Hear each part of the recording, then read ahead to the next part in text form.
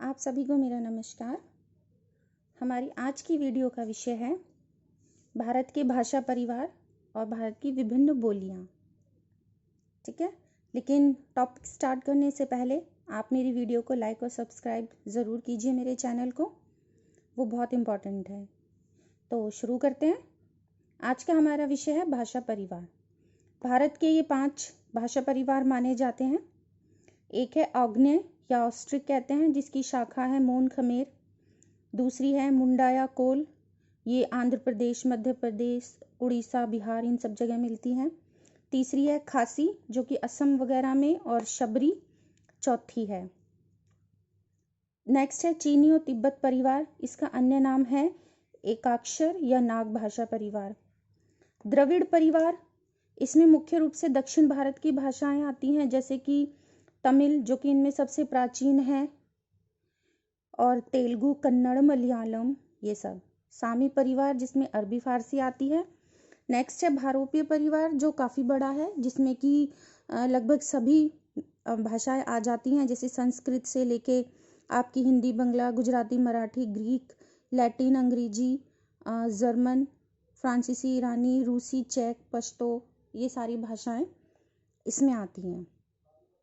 तो जो आधुनिक आर्य भाषाएं हैं, उन्हें प्रदेशानुसार जो विभाजित किया था वो ग्रियसर ने किया था। ठीक है, इनकी थी भाषा सर्वेक्षण नाम की एक बुक थी, उसके अंतर्गत ग्रियसर ने प्रदेशानुसार भाषाओं को विभाजित किया था। फिर इनकी कमियों को दूर करके सुनीति कुमार चैटर्जी ने अपना वर्गीकरण दिया था, और आज यही वर्गीकरण मान्य है। यह वर्गीकरण जो था वो जाति के आधार पर किया गया था। भारोपीय परिवार का दूसरा नाम इंडो जर्मनिक रखा था मैक्स मूलर ने, और भारतीय भाषाओं का एक अन्य नाम था विरोस। विरोस का मतलब होता है मानव। ये नाम दिया था भोलानाथ तिवारी ने। भारोपीय परिवार के 2 वर्ग थे, केंतुम और शतम। ये अस्कोली ने बनाए थे। केंतुम मतलब कि 100 लैटिन भाषा का शब्द है, और शतम का मतलब भी 100 होता है, ईरानी भाषा का शब्द है। और धीरेन्द्र वर्मा ने कितने भाषा परिवार माने थे? 12 भाषा परिवार माने थे।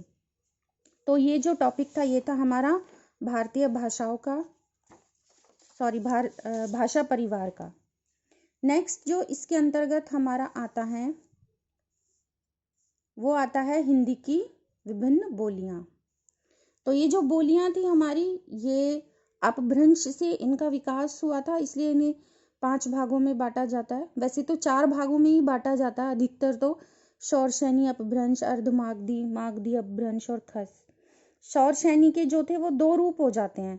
पश्चिमी हिंदी आती है, जिसमें कि खड़ी, ब्रज, बुंदेली, कन्नौजी, बांगरू आती है, या हरियाणवी। और जो दूसरा रूप है शौरसैनी अपभ्रंश का, उसमें राजस्थानी, पंजाबी, गुजराती और दक्षिणी, ये सारी भाषाएं आ जाती हैं।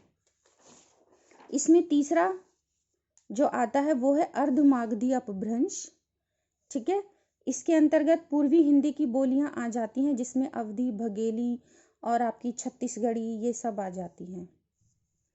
चौथा जो इसमें आता है वो है मागधी अपभ्रंश, जिसमें कि बिहारी हिंदी की काफ़ी सारी बोलियां आ जाती हैं। मेन पर जो है वो भोजपुरी, मगही और मैथिली हैं। खस आती है 5th नंबर पे। इसमें पहाड़ी हिंदी की बोलियां आती हैं, जैसे मंडियाली, गढ़वाली, कुमाऊनी। जो नेपाली भाषा है ना, जैसे कि पर्वतिया, गुरखाली और खसकुरा, वो भी खस अपभ्रंश के अंतर्गत ही मानी जाती हैं, पहाड़ी हिंदी की बोलियों के अंतर्गत ही। ठीक है, इसमें जो बुंदेली थी हमारी बोली, उसका जो पुराना नाम था वो था दशारणी। ठीक है, उसकी उपबोली है बनाफरी।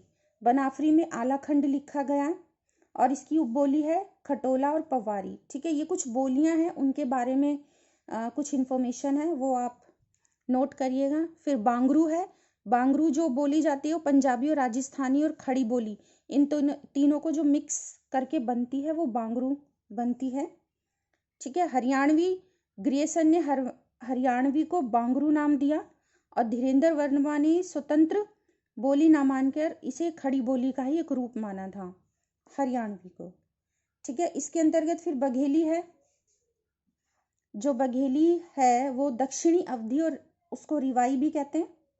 इसकी उपबोलियां हैं तिरहारी, जुड़ार और खहोरा।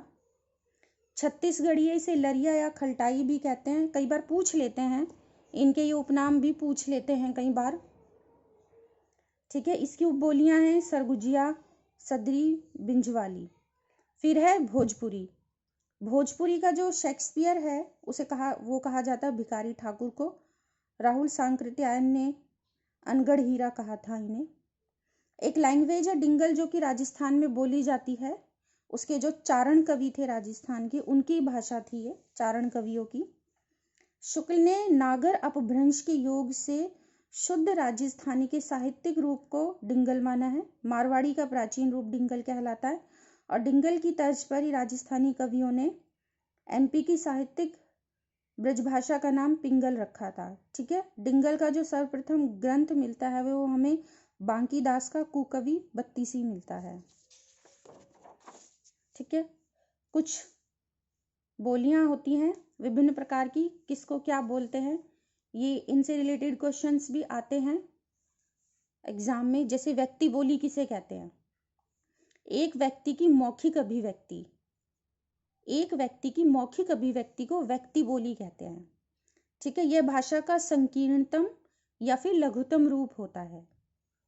उपबोली अनेक व्यक्तियों की सामूहिक बोली को उपबोली कहते हैं। बोली किसे कहते हैं? अनेक उपबोलियों के सामूहिक समूह को। विभाषा बोली का थोड़ा सा विकसित रूप, वो विभाषा कहलाता है। टकसाली भाषा आदर्श या मानक भाषा कहलाती है। और परिनिष्ठित भाषा, जो भाषा शिक्षा, पत्र व्यवहार, सरकारी कामकाज, समाचार पत्र, इन सब जगह जो प्रयुक्त होती है ना, उसको कहते हैं परिनिष्ठित भाषा। संपूरक किसे कहते हैं? पर्यटकों और राजनयिकों द्वारा सीमित प्रयोग के लिए सीखी जाने वाली भाषा, उसे कहते हैं संपूरक भाषा। जैसे पर्यटक होते हैं ना, वो रहते हैं एक जगह, लेकिन जितने भी घूमने के लिए लोग आते हैं उन्हें सबकी भाषा आती है, तो उसको कहते हैं संपूरक भाषा। उतनी ही थोड़ी सी ही भाषा को वो सीख लेते हैं जितनी जरूरत के लायक होती है, वो संपूरक भाषा कहलाती है। प्रयोजन मूलक, जो भाषा बोलचाल, शिक्षा, प्रशासन, उद्योग, व्यापार, संचार, इन सब में प्रयोग होती है और इसका संबंध जीविकोपार्जन से होता है, तो वो कहलाती है हमारी प्रयोजन मूलक। सहायक भाषा, वह भाषा जो सामाजिक संप्रेषण के लिए प्रयुक्त न होकर ज्ञानवर्धन के लिए प्रयुक्त होती है, सहायक भाषा कहलाती है। ठीक है, बोलियों पर जो सर्वाधिक प्रमाणिक शोध जो किए गए थे वो ग्रियर्सन ने किए थे। तो ये मोस्ट इंपॉर्टेंट टॉपिक था जो मैंने आपको बताया। इनसे रिलेटेड क्वेश्चन जरूर एग्जाम में आते हैं। तो भाषा परिवार और बोलियों पर आपको मेरी इन्फॉर्मेशन कैसी लगी हो मुझे कमेंट करके ज़रूर बताइएगा। और तब तक मेरी वीडियो को लाइक और चैनल को सब्सक्राइब ज़रूर कीजिए। और मिलते हैं नेक्स्ट वीडियो में किसी नेक्स्ट टॉपिक के साथ। तब तक के लिए बाय।